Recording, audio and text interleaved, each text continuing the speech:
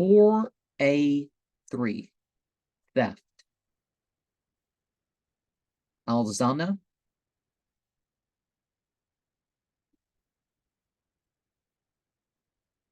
Oh, I mean al-Saraka. Wasariqu wasariqatu faqta'u aydiyahumma jazaan bima kasaba nakalan minallahi wallahu azizun hakim. Surah 5, ayat 38.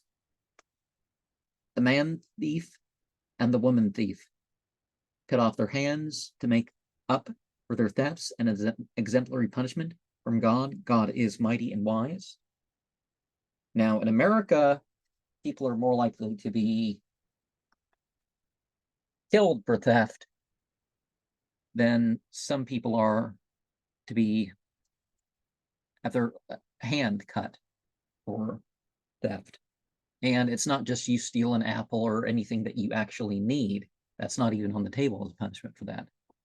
But remember, in Surah 12, you have that cutting the hands reference too.